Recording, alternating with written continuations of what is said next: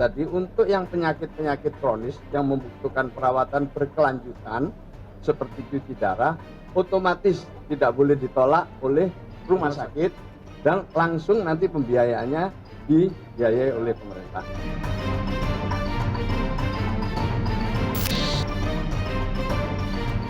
Inilah jawaban yang diberikan Menteri Sosial Saifullah Yusuf usai gaduh karut-marut data berujung penonaktifan BPJS Kesehatan penerima bantuan iuran atau PBI yang menimbulkan keresahan di masyarakat.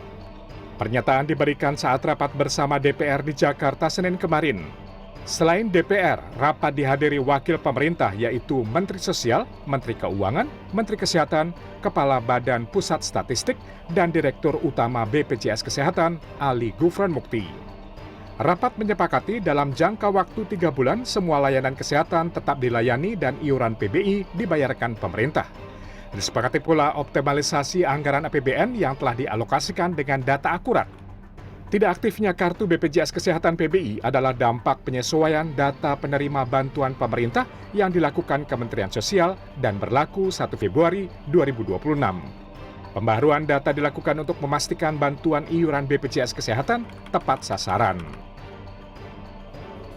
Namun hal ini belum serta-merta meredakan keresahan jutaan peserta BPJS Kesehatan penerima bantuan iuran yang harus pontang-panting usai BPJS Kesehatan mereka tidak lagi aktif. Miani salah satunya, ia menilai kebijakan ini sangat menyulitkan, terutama bagi keluarga yang sedang mengalami kesulitan ekonomi. Suaminya menderita penyakit kronis dan harus menjalani hemodialisa rutin.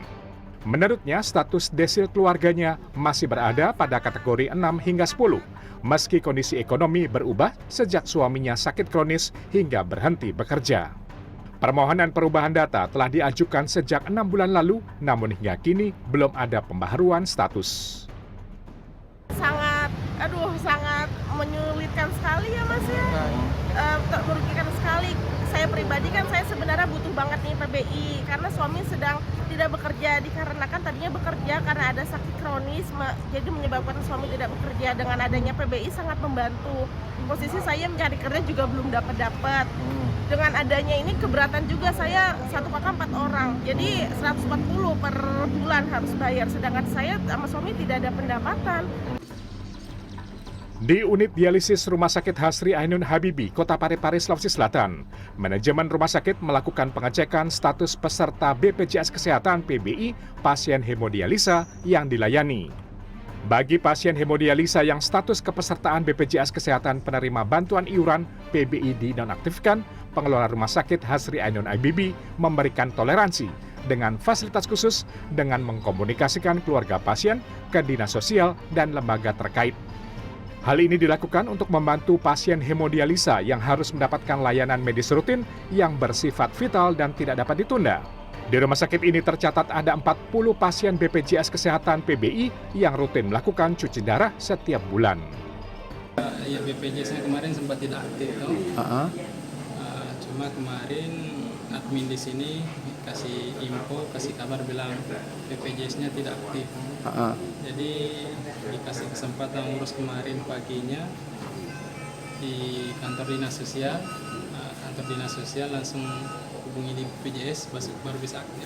Tapi cepat-cepat kami hubungi yang bersangkutan untuk dialihkan jamnya, kemudian memberikan waktu kepada peserta untuk segera mengurus ke daerahnya, dan alhamdulillah langsung aktif dan sorenya bisa langsung dilakukan lagi pelayanan darah.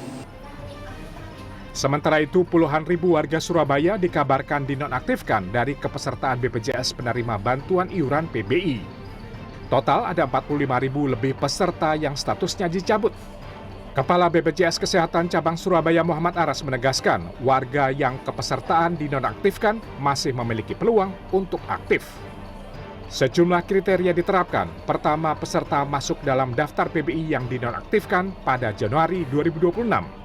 Kedua, hasil verifikasi menunjukkan peserta masuk kategori miskin atau rentan miskin. Dan ketiga, peserta mengidap penyakit kronis yang mengancam keselamatan jiwa seperti pasien cuci darah, stroke, hingga kemoterapi. Ya, secara persyaratan sih yang penting merupakan penduduk kota Surabaya dan itu harus dilaporkan melalui dinas sosial atau dinas kesehatan atau melalui kelurahan masing-masing. Itu bisa didaftarkan melalui PBPU Pemda. Akhirnya, gaduh kasus ini menjadi catatan kritis. Pemutahiran data yang dilakukan dinilai dieksekusi dengan serampangan. Apalagi dengan kondisi ekonomi yang serba sulit seperti sekarang, berobat menjadi sedemikian mahal bagi masyarakat kebanyakan. Tim Liputan CNN Indonesia.